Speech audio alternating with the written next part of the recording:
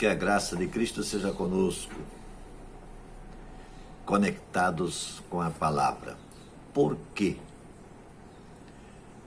Para quantos porquês nós procuramos respostas? Por quê? Porque é uma pergunta muito usada e é usada pela grande maioria das pessoas. Já na primeira infância, a criança aprende a perguntar: por que, mamãe? Por quê? O porquê e o não são duas palavras que fazem parte do vocabulário inicial da criança.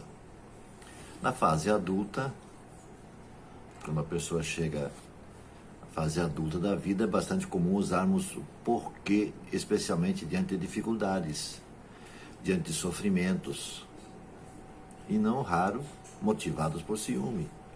Por que ele ou ela conseguiu e eu não? Jó, no meio da sua tribulação, do seu sofrimento, ele também tem um porquê. Capítulo 3 do livro de Jó, nós lemos assim até o versículo 11, 1 a 11. Depois disso, Jó abriu a boca, amaldiçoou o dia do seu nascimento e disse: pereça o dia do meu nascimento e a noite em que se disse, nasceu o menino. Converta-se em trevas aquele dia, e que Deus, lá de cima, não o considere, nem resplandeça sobre ele a luz. Que as trevas e a sombra da morte o resgatem. Nuvens habitem sobre ele, e tudo que escurecer o dia que o espante. Que a escuridão tome conta daquela noite, e não encontre alegria entre os dias do ano, nem os números dos meses. Ah, seja aquela noite estéril, e não se ouça a voz de alegria. Amaldiçoem aqueles que amaldiçoam os dias e são capazes de provocar o Levitã. Que as estrelas da alva escureçam, e ela espere em vão a luz, e não veja o amanhecer, pois não fechou o ventre da minha mãe, nem escondeu os meus olhos da aflição. Por que não morri ao nascer? Por que não expirei ao sair do ventre? Dois porquês de Jó. Jó, não obstante ser muito grande o seu sofrimento, ele o levou à beira do abismo e jamais deixou de ter consciência de que havia alguém que a tudo observava.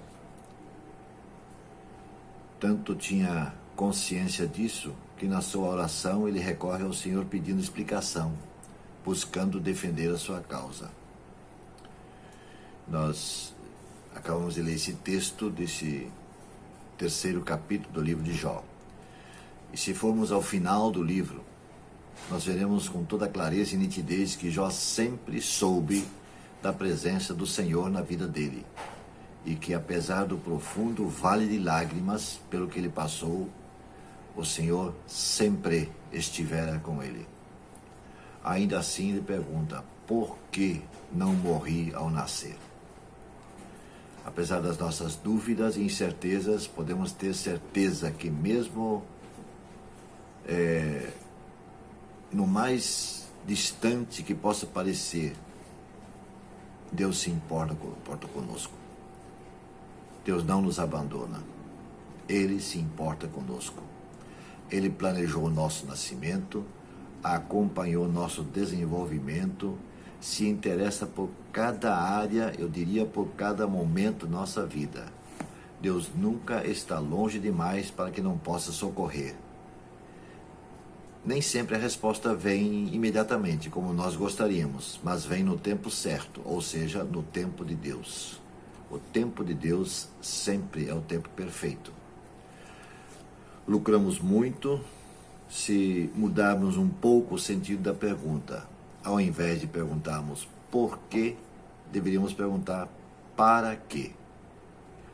Ou seja, em outra formação, o que Deus quer me ensinar? O que eu posso ou devo aprender? com a situação na qual estou vivendo. O salmista, no Salmo 24, versículo 8, diz assim: prove e veja como o Senhor é bom. É muito feliz aquele que nele se refugia. Se fizermos isso, provavelmente o número de porquês esteja diminuindo e aumenta o número de expressões. Para quê? O que eu devo aprender? O que Deus quer me ensinar? Que Deus abra nossa mente, nosso coração e nosso entendimento, para que possamos entender melhor. Louvado seja o Senhor. Vamos orar?